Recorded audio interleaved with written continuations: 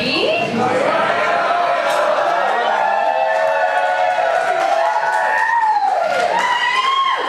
I just want to start off by thanking all of you for coming to celebrate Alyssa and Elliot's special day.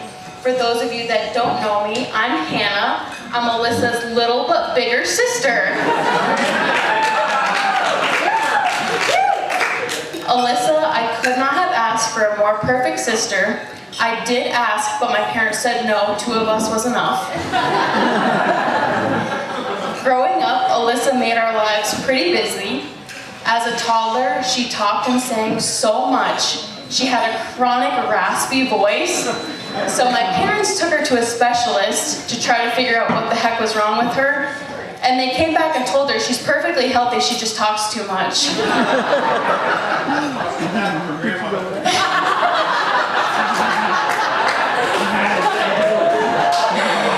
As a teenager, she also had to test the boundaries with her fashion. For example, she wore knee-high pink Converse sneakers.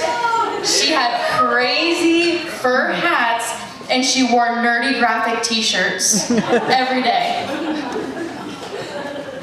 Alyssa has taught me so many things. She's extremely brave, incredibly loyal, and has always been my best friend, protector, ally, and the backup singer to my singing in the car. So I can vividly remember the day that she told me about this Elliot kid.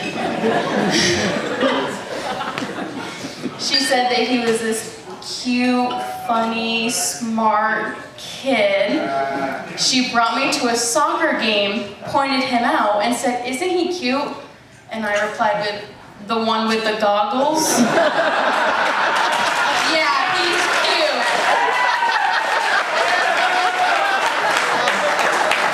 A real winner you picked, honey, okay.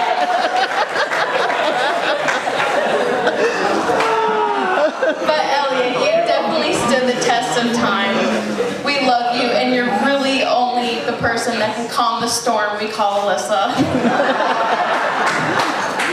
And for those of you that do not know, we really have 3 simple rules you have to follow to be a part of our family. 1, you have to handle being picked on and teased. That's how you know you're accepted. Just ask Megan right there. She gets picked on the worst. Elliot's a close second. Secondly, when eating out at a restaurant, you have to order something different than everybody else so we can all eat off each other's plate. And Elliot has no problem doing that. He loves food. It doesn't matter whose it is. And third, you have to cheer for Clemson for all sporting events. No exceptions. Go Tigers. In closing, I want to tell you, Alyssa and Elliot, that I admire the love you two have for each other. And when you're together, we can feel your love that you have. We're so excited to see what the future holds. And we love you, we support you, and you guys are the best. Let's party.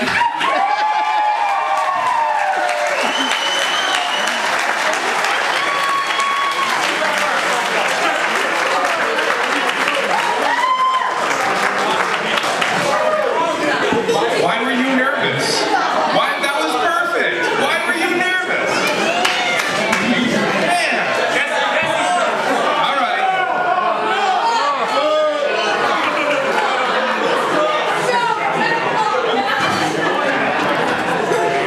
Next we have the best man, Johnny Danger. Little speech here. Yeah, follow that. All right, so that was really good, and I wasn't expecting that. No, I'm in trouble. I'll let you know that. All right, thanks, Hannah.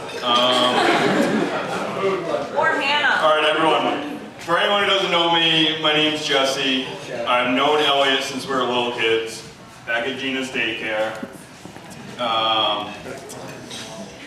We grew up together, building forts as little kids in the very maple forest that he works so hard at now, you know. So we also teamed up in high school to beat up everyone in gym class sports. We became firefighters on Shrewsbury's volunteer fire department as teenagers. And we tried our first beers at Spring Lake when we turned 21 years old. Just in case anybody who is my boss happens to be in the room. It was Genesee Ice, if anyone's wondering. Most recently, we strategically happened to buy houses so close that we can ride four-wheelers through the woods to get to each other's houses to hang out.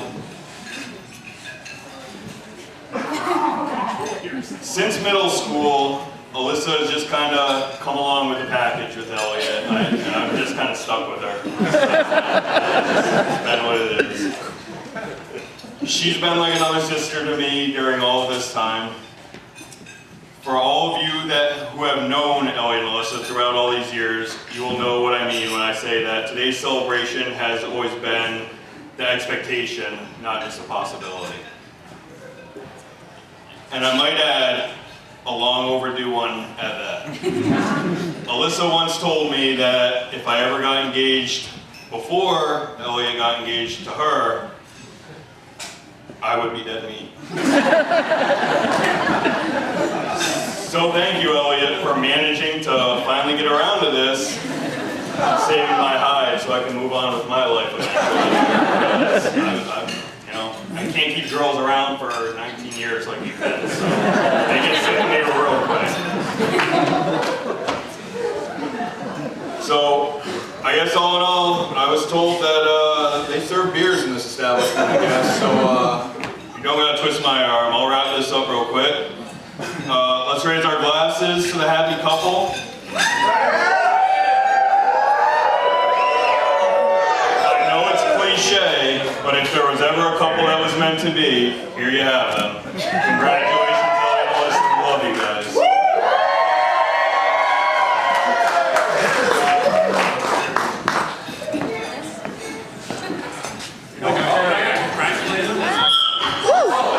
Justin, this is the point where you give them a hug.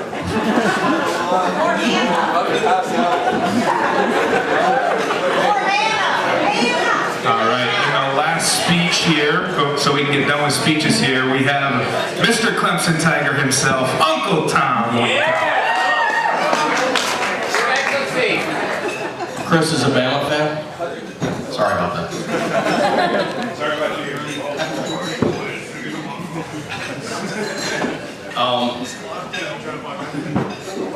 So for those of you who don't know, I'm the kind of the Turgeon connection here because I've known the family for a long time.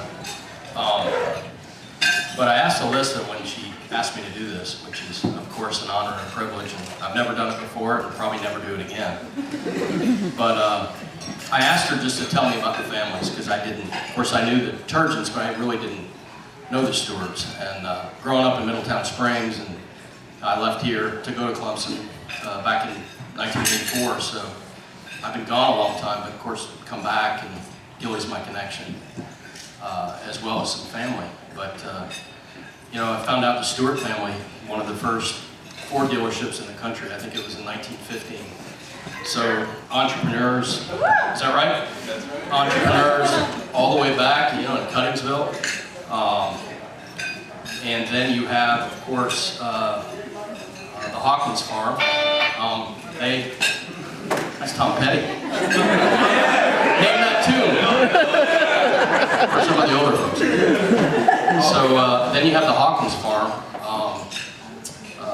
Learned about your grandfather, Edgar, and grandmother, Peg, and Graham. And they were in the maple syrup business way back when, I think. You know, right there, not far away. And then, of course, the Turgeons. You know, Herb, like Edgar's not with us, but Herb was just an incredible man. Knows what he was doing. I worked for him and taught me a lot.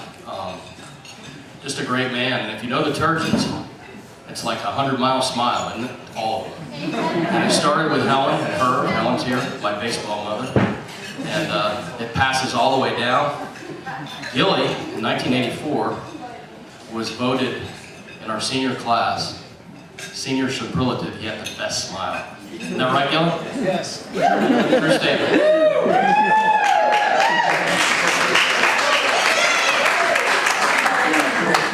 And the whole kind of Turgeon mantra is work hard, keep your head down, save, buy a house. And you can tell, listen, you and Hannah, you know, I loved you guys before you were born, just because you were Gilly and Diane's. And, you know, I watched you guys grow. I had kids a lot later, so I watched Diane and Gilly raise their daughter, both daughters. And just a lot of good lessons for me for all that. But, you know, the same way, hardworking. You know, we talked about, you know, teamwork and all that kind of stuff. But, you know, on a personal note, Alyssa asked me to do this, and, you know, I was floored. You know, an honor and a privilege and a responsibility, obviously, at least for 20 minutes, when it was windy. It's an old book. But in terms of, you know, the personal note, I mean, Gilly and Diane, I mean, Gilly's not really a best friend. He's a brother, and has been for a long time. I mean, way before social media and, you know, text and all that. You know, when I went down to Clemson, I could count on Gilly to give me a call. We talked on the phone, believe it or not.